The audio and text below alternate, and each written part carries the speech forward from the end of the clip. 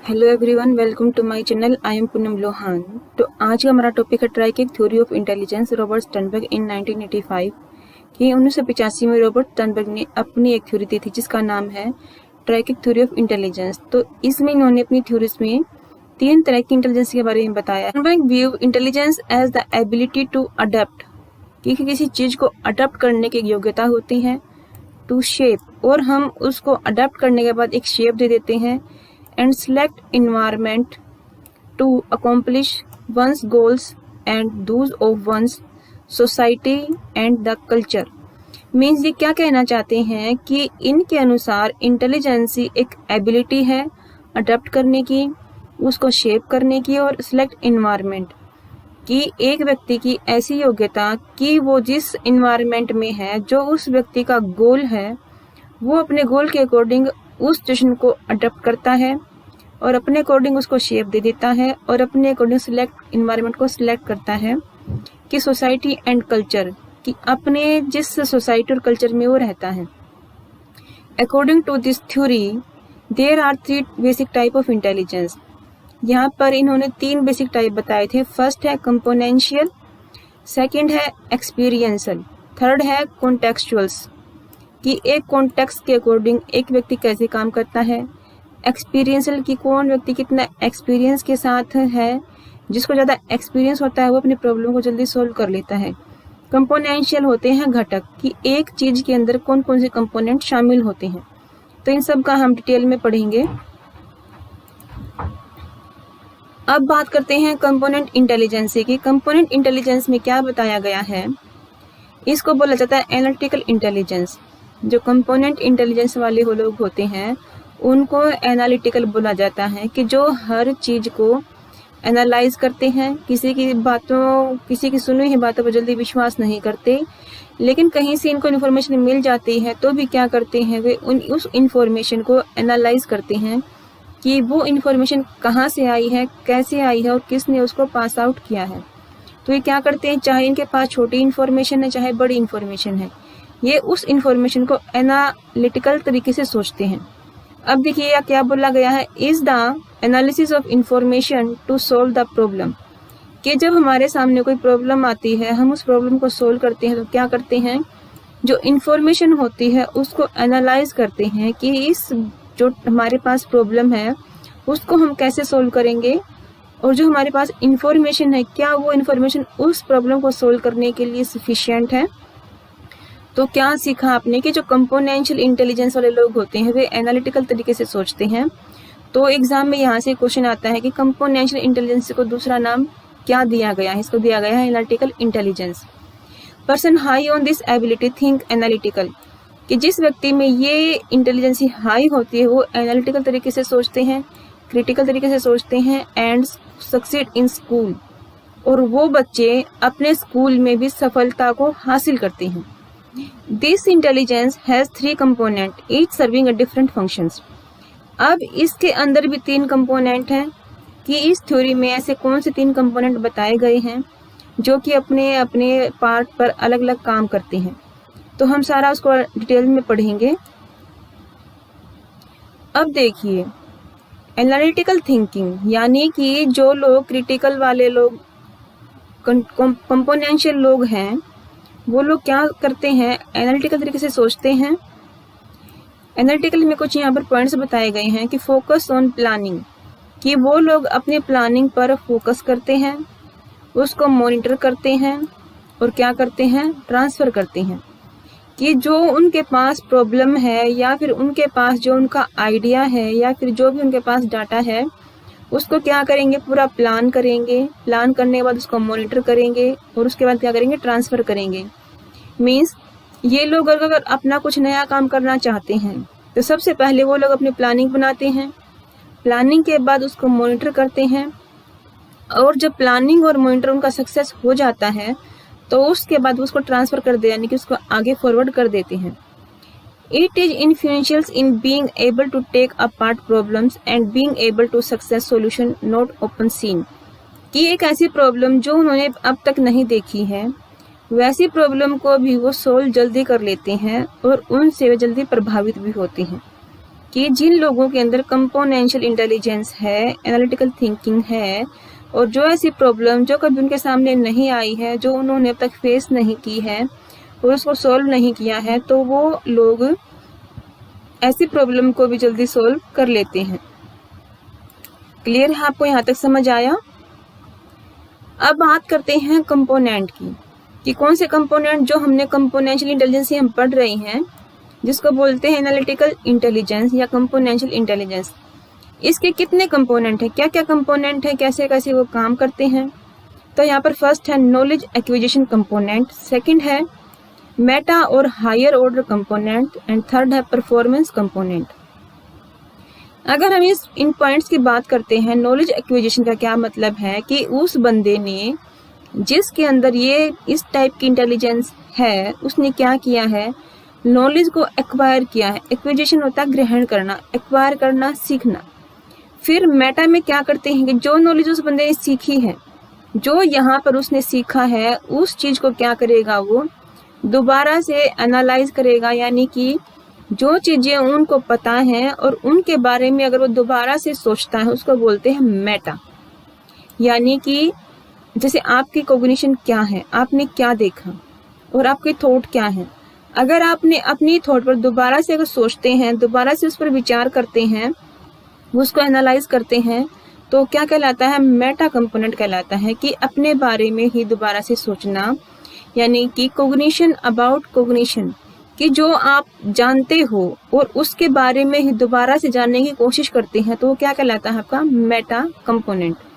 Third है performance component, कि जब आपने नॉलेज को एक्वायर कर लिया, आपके पास नॉलेज है और जो नॉलेज आपके पास है उस पर आपने दोबारा से उस पर सोचा है, विचार किया है, और जब ये दोनों सही हैं और आप इसमें परफेक्ट हो चुके हैं, तो फिर क्या करेंगे, इसका परफॉर्मेंस कर देंगे, कि अपनी लाइफ में उसको अप्लाई कर देंगे। अब देखिए कि नॉलेज एक्विजिशन कंपोनेंट में क्या क्या आता है। इस सबसे पहले इसमें कहता है एनकोड, कि सबसे पहले हम लोग एनकोड करते हैं। हम जिस इन्वायरमेंट में होते हैं, जहाँ हम जाते हैं, हमारे पास जो इन्फॉर्मेशन आती है, हम उसको एनकोड करते हैं। जितनी भी इन्फॉर्मेशन है उसको हम एनकोड करेंगे, या जैसे सिंबल के रूप में उसको एनकोड करेंगे, या फिर हम सिमेंटिकली उसको एनकोड करेंगे। उसके बाद क्या है, कंबाइन, कि जितनी इन्फॉर्मेशन हमारे पास आई है, सिमेंटिकली आई है, या फिर वो वर्बली आई है, या फिर वो इमेज के रूप में आई है, हमने उन सबको क्या किया, कंबाइन किया। और फिर क्या किया, कंपेयर इन्फॉर्मेशन, कि जो चीज हमारे पास पहले थी, जो इन्फॉर्मेशन हमारे पास पहले थी, हमने उसको इनकोड किया, कंबाइन किया, और फिर क्या किया, हमारी नई नॉलेज के साथ हमने उसको कंपेयर किया कि पहले हमारे पास कितनी नॉलेज थी और जब हमने नई नॉलेज को सीखा है और पुरानी में कितना अंतर आया है, वो होता है आपका कंपेयर इन्फॉर्मेशन। अब सेकंड है आपका मेटा और हायर ऑर्डर कंपोनेंट। इसमें फर्स्ट है आपका कंट्रोल, कि सबसे पहले हमारे पास जो भी इंफॉर्मेशन है या फिर हम खुद पर कंट्रोल करना सीखते हैं, उसके बाद उस नॉलेज को हम मॉनिटर करते हैं कि कैसे कैसे वो काम करती है। फिर लास्टली क्या है, इवेल्युएट कॉग्निटिव प्रोसेस। कॉग्निटिव के बारे में मैंने लास्ट वीडियो में आपको बताया था, उसके लिए मैं आपको आई बटन में उसका लिंक दे दूंगी, आप वहां से देख सकते हैं कि कॉग्निशन क्या है या फिर कॉग्निटिव क्या है। तो यहाँ क्या किया हमने, हमारे पास जो नॉलेज थी, जो हमारे पास ये नॉलेज है, इसको हमने कंट्रोल करना सीखा, फिर हमने इसको मॉनिटर करना सीखा, और ये दोनों चीज करने के बाद हमने क्या किया, इसको इवेल्युएट कर दिया कि हमारे पास कितना कॉग्निशन आया था और हमने उसको किस प्रोसेस के तहत अप्लाई किया है। तो यहाँ पर हमारा सारा नॉलेज एक्विजिशन का निचोड़ आ जाएगा। एंड थर्ड है आपका परफॉर्मेंस कंपोनेंट, कि जब हमारे पास नॉलेज है और हमने उसका मेटा कंपोनेंट भी डाल दिया है, यानी कि नॉलेज अबाउट नॉलेज या फिर कॉग्निशन अबाउट कॉग्निशन हमने यहाँ पर चेक कर लिया है, तो लास्टली हम क्या करेंगे, परफॉर्मेंस के अंदर उन चीज़ों को डाल देंगे। परफॉर्मेंस में क्या किया जाता है, execute strategies assembled by Meta component और एक्चुअली डूइंग थिंग्स, कि रियलिटी में हम चीज़ों को कैसे परफॉर्म करते हैं। जो हमने यहाँ सीखा, इन दोनों को मिलाकर हमने क्या किया, अपने परफॉर्मेंस कर दी उस काम के लिए जिस काम के लिए हमने ये चीज़ें सीखी थी। तो क्या है, एक्चुअली डूइंग थिंग्स, कि हम चीज़ें कैसे परफॉर्म करते हैं, कैसे सीखते हैं, वो हम कहाँ डालते हैं, परफॉर्मेंस कंपोनेंट में। आई होप आपको समझ आया होगा। अब है आपका सेकंड टाइप एक्सपीरियंशियल इंटेलिजेंस, यानी कि जिनको काफ़ी सारा एक्सपीरियंस है, जो अपने एक्सपीरियंस से कुछ सीखते हैं, तो इसका दूसरा नाम क्या है? Creative intelligence. यानी कि एक्सपीरियंशियल इंटेलिजेंस वाले लोग क्या होते हैं? क्रिएटिव भी होते हैं। क्यों? क्योंकि इनको एक्सपीरियंस हो चुका होता है, काफ़ी सालों का इनके पास एक्सपीरियंस होता है, काफ़ी एरियाज़ का एक्सपीरियंस होता है, काफ़ी कंपनीज का एक्सपीरियंस होता है। तो क्या होते हैं? क्रिएटिव होते हैं। और ये क्या करते हैं? Involve in using past experience creatively to solve novel problems, कि उनके पास जो नई समस्याएं आती हैं, उन नई समस्याओं को सॉल्व करने के लिए लोग पास्ट एक्सपीरियंस को यूज करते हैं। नोवेल प्रॉब्लम्स इसमें मेन पॉइंट है। कई बार आपके पास क्वेश्चन भी आ जाता है, वहाँ पर ये दिया जाता है कि नोवेल प्रॉब्लम को कौन से इंटेलिजेंस वाले लोग सॉल्व करते हैं। आप लिख देंगे क्रिएटिव इंटेलिजेंस या फिर एक्सपीरियंशियल इंटेलिजेंस वाले लोग नोवेल प्रॉब्लम्स को सॉल्व करते हैं। मेनली हम इसको इस वर्ड से ही पहचानते हैं, क्योंकि हम एग्जाम में काफ़ी बार मिस्टेक कर देते हैं, क्योंकि हमें कन्फ्यूजन हो जाती है कि नोवेल प्रॉब्लम्स को हम कहाँ डालेंगे, एनालिटिकल में डालेंगे या फिर क्रिएटिव में डालेंगे। तो आपको यहाँ से क्लियर है कि नोवेल प्रॉब्लम्स को हम कहाँ डालेंगे? क्रिएटिव इंटेलिजेंस में डालेंगे, कि जो लोग पास्ट एक्सपीरियंस का यूज करते हैं और प्रॉब्लम को नए तरीके से सॉल्व करते हैं। It is reflected in creative performance. Person high on this intelligence या aspects integrate different experience in an original way to make new discoveries and inventions. कि जो लोग साइंटिस्ट होते हैं वो लोग क्या करते हैं? नई नई डिस्कवरीज करते हैं, नई नई खोज करते हैं, इन्वेंशन करते हैं। और मेनली ये लोग क्या करते हैं? अपने पास्ट एक्सपीरियंस का यूज करते हैं, यानी कि आज तक इन्होंने कितनी खोज की हैं और वो किस बेस पर की हैं और किसके बारे में की हैं, इन सब को वो सोचते हैं और इन सब को अप्लाई कहाँ करते हैं? वो न्यू डिस्कवरीज को खोज करने में अप्लाई करते हैं। दे quickly find out information is crucial in a given situation, कि एक जो सिचुएशन के सामने दी जाती है तो वहाँ पर वो क्या करते हैं? जल्दी से ही उस प्रॉब्लम को या इंफॉर्मेशन को जल्दी से कैच कर लेते हैं। The experiential creative component deals chiefly with how well a task is performed, कि एक काम को कैसे परफॉर्म किया जाता है इस बारे में भी इनको पता होता है। With regard to how familiar it is, और वो कितने उनसे फेमिलियर होते हैं। For example, we all know that any task become easier with practice no matter how difficult, कि वो काम कितना डिफिकल्ट है, यहाँ पर ये चीज मैटर नहीं करता है। यह मैटर क्या करता है कि आपके पास एक्सपीरियंस कितना है, कि आपने कितना उसका एक्सपीरियंस किया है, आपने प्रॉब्लम को कितना सोल्व किया है। यहाँ पर वो चीजें आपके इफेक्ट डालती हैं। डिफिकल्टी कोई मायने नहीं रखता है। किनके लिए? जो एक्सपीरियंस टाइप वाले इंटेलिजेंस वाले लोग होते हैं, ये क्या करते हैं? उस प्रॉब्लम को जल्दी से सॉल्व कर लेते हैं, क्योंकि वो प्रॉब्लम को सॉल्व करते रहते हैं। और मेन यहाँ क्या है? Novel problems. नोवेल प्रॉब्लम्स आप कहाँ डालेंगे? एक्सपीरियंस इंटेलिजेंस में डालेंगे। आपके पास्ट एक्सपीरियंस कहाँ यूज होंगे? वो आपके क्रिएटिव इंटेलिजेंस में यूज होंगे। तो आप यहाँ पिक्चर में भी देख सकते हैं कि इन लोगों ने कैसे इसको यूज किया हुआ है। अब बात करते हैं क्रिएटिव थिंकिंग कौन होते हैं? जिन लोगों के पास एक्सपीरियंशियल इंटेलिजेंस होती है, कि वो उस काम को किस किस तरीके से या नए नए ढंग से परफॉर्म कर सकते हैं। Focusing on developing applying new ideas, वो न्यू आइडिया को अप्लाई करने के लिए फोकस रखते हैं। क्रिएटिंग सिचुएशंस, और क्या करते हैं? उन न्यू आइडियाज को अप्लाई करने के लिए सिचुएशन को क्रिएट करते हैं, कि अगर ऐसी सिचुएशन होगी तो हम यहाँ पर इस आइडिया को अप्लाई कर सकते हैं और इस तरीके से इस प्रॉब्लम को सॉल्व कर सकते हैं। Deals with how well a task is performed with regard how to well familiar it is, कि हम उस टास्क से कितना फेमिलियर हैं, कि हमें कितना पता है उस प्रॉब्लम के बारे में जो हमारे सामने आई है, और उसको जल्दी से सॉल्व कर लेते हैं। क्यों कर लेते हैं? क्योंकि उनके पास एक्सपीरियंस होता है और अपने एक्सपीरियंस को वो यूज कर लेते हैं। थर्ड है इसमें कॉन्टेक्चुअल्स इंटेलिजेंस। कॉन्टेक्चुअल्स मीन्स कि जैसा कॉन्टेक्स्ट आपके पास है, जहाँ पर आप प्रैक्टिकल थिंकिंग का यूज करते हैं। आपने देखा होगा या फिर आपने बोला भी होगा अपने फ्रेंड्स के बारे में कि यार ये तो बड़ा प्रैक्टिकल है, पता नहीं ये अपने काम को कैसे निकाल लेता है, जिसको बोलते हैं स्ट्रीट स्मार्टनेस। यहाँ पर ये दो कीवर्ड हैं जो आपको याद करने हैं। बिजनेस सेंस, आपने देखा होगा कि आपके क्लासमेट में या फिर जहाँ पर आप काम करते हैं अपने कलीग्स के साथ, कि बड़ा अच्छा बंदा है, बड़ा प्रैक्टिकल बंदा है कि जहाँ इसको ज़रूरत होती है वहाँ से अपना काम निकलवा लेता है। तो वो कौन से लोग होते हैं? कॉन्टेक्चुअल्स वाले लोग होते हैं कि जिस कॉन्टेक्स्ट में वो रह रहे हैं, जिस इन्वायरमेंट में वो रहते हैं, वहाँ पर वो क्या करते हैं? अपना काम निकलवाने की एक क्षमता रखते हैं। स्ट्रीट स्मार्टनेस होते हैं, बिजनेस सेंस उनके अंदर होती है। ये आपने अपने घर में भी देखा है, अपनी सोसाइटी में भी देखा, अपने स्कूल्स में भी देखा है।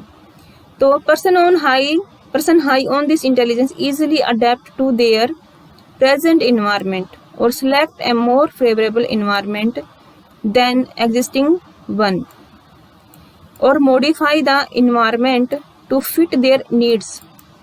अब देखिए इन्होंने यहाँ क्या बोला है।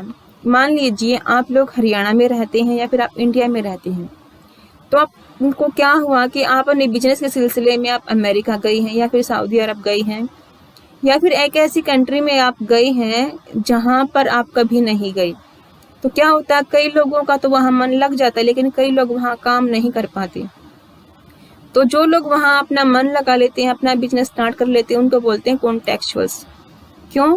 क्योंकि ये क्या करते हैं, उस इन्वायरमेंट को अपने अकॉर्डिंग ढाल लेते हैं। मान लीजिए किसी कंपनी में किसी बंदे का सिलेक्शन हो जाता है और उस सिलेक्शन के दौरान जो मैनेजर है वो उस एम्प्लॉय को पसंद नहीं करता, तो वहाँ पर वो एम्प्लॉय क्या करेगा, कुछ एक ऐसे आइडियाज उस मैनेजर को देगा कि वो मैनेजर भी उसके सामने क्या हो जाएगा, उसकी वाहवाही करेगा, उससे इन्फ्लुएंस हो जाएगा। तो क्या किया इन्होंने कॉन्टेक्चुअल्स वालों ने कि उस मैनेजर को भी क्या किया, अपनी बातों से इन्फ्लुएंस कर लिया। तो जहाँ पर भी ये रहते हैं, जिस इन्वायरमेंट में रहते हैं, ये उस इन्वायरमेंट को अपने अकॉर्डिंग ढाल लेते हैं या फिर खुद को ही उस इन्वायरमेंट के अकॉर्डिंग ढाल लेते हैं। यानी कि ये प्रेजेंट सिचुएशन से भागते नहीं हैं, या तो उस प्रेजेंट सिचुएशन के अकॉर्डिंग अपने आप को बना लेते हैं या फिर उस सिचुएशन के अकॉर्डिंग अपने आप को बना लेते हैं। Therefore they turn out to be successful in life. इसलिए क्या करते हैं, अपनी लाइफ में सक्सेस को प्राप्त करते हैं। क्लियर है आपको? जैसे कई बच्चे हैं, उनका स्कूल अगर हम चेंज करते हैं या फिर किसी को हम अगर हॉस्टल में छोड़ते हैं तो कई बच्चों का मन नहीं लगता, लेकिन कई बच्चों का मन लग जाता है। तो उसको क्या बोला जाता है? स्ट्रीट स्मार्टनेस, बिजनेस सेंस, कि जैसा इन्वायरमेंट दिया गया है वह वैसा ही बन जाता है। जैसा देश वैसा भेष, कि जैसा हमारा देश है वैसा ही हम वेशभूषा पहनेंगे। तो वो एक कहावत यहाँ पर फिट होती है कॉन्टेक्चुअल इंटेलिजेंसी के अंदर। अब कॉन्टेक्चुअल्स वाले क्या करते हैं? प्रैक्टिकल थिंकिंग है। प्रैक्टिकल लोग कैसे काम करते हैं? चेंज कर लेते हैं, मॉडिफाई कर लेते हैं, ट्रांजिशन कर लेते हैं, ट्रांसफॉर्म करते हैं, शिफ्ट कर लेते हैं, फिर एडजस्ट कर लेते हैं। अब देखिए यहाँ पर अडेप्टेशन का फर्स्ट पॉइंट है कि जिन लोगों में प्रैक्टिकल थिंकिंग होती है उन लोगों में अडेप्टेशन का गुण भी पाया जाता है। मीन्स कि अपने आप को वहाँ पर ढाल लेना। अगर आपके लिए वो इन्वायरमेंट नया है या फिर कोई ऑफिस आपके लिए नया है या फिर आपको एक ऐसे ऑफिस में काम करने को मिले, आपकी सैलरी अच्छी है लेकिन आपको वो इन्वायरमेंट पसंद नहीं है, तो ऐसे लोग क्या करेंगे, अपने आप को उस कंपनी के अकॉर्डिंग अपने आप को मॉडिफाई कर लेते हैं। Occurs when one make a change with one's self in order to better adjust one surrounding, कि जैसा इन्वायरमेंट उनको मिला है उसके अकॉर्डिंग ही वो क्या कर लेंगे, अपने आप को बना लेंगे। शेपिंग, शेपिंग क्या है कि एक शेप देना, अपने आप को शेप देना या फिर उस इन्वायरमेंट के अकॉर्डिंग अपने बॉडी को ढाल लेना। Occurs when one change their environment to better suits one needs, कि अपनी नीड के अकॉर्डिंग, जो उस व्यक्ति की नीड है उस नीड के अकॉर्डिंग वो अपने आप को शेप दे लेता है। Selection, replace the previous unsatisfying undertaking when a completely new alternate environment is found to meet individual's goal, कि मान लीजिए एक व्यक्ति का पास एक ऐसा इन्वायरमेंट है जहां पर उसकी जो नीड है वो सेटिस्फाई नहीं हो रही है, लेकिन उसको एक ऐसा मौका मिला है कि जहां पर उसकी नीड सेटिस्फाई होती हैं, तो क्या करता है, खुद को उस इन्वायरमेंट में एक सिलेक्शन देता है कि हाँ मैं इस इन्वायरमेंट में फिट हो सकता हूँ क्योंकि मेरी नीड यहाँ से कंप्लीट हो सकती है। अब लास्टली इन्होंने क्या किया, स्टर्नबर्ग ने ये बताया है कि triarchic theory of intelligence represent the information processing approach to understand intelligence. Means ये यहाँ ये कहना चाह रहा है कि जो इन्होंने अपनी थ्योरी दी है उसको किस बेस पर प्रेजेंट किया है कि इंफॉर्मेशन प्रोसेसिंग अप्रोच, कि जिस प्रकार हम किसी इंफॉर्मेशन को प्रोसेस करते हैं या फिर उसको ग्रहण करते हैं, उसी तरीके से इसकी थ्योरी ये बताती है, स्टर्नबर्ग की थ्योरी, कि एक व्यक्ति के अंदर कितने प्रकार की इंटेलिजेंसी होती हैं और किस प्रकार वो अपने आप को वहाँ पर ढालता है। तो बिल्कुल आसान सा और इजी सा टॉपिक है। आई होप आप लोगों को समझ में आया होगा। अगर आप लोगों को ये समझ में आया है, वीडियो पसंद आई है, कंटेंट पसंद, प्लीज इसको शेयर करें। Thank you.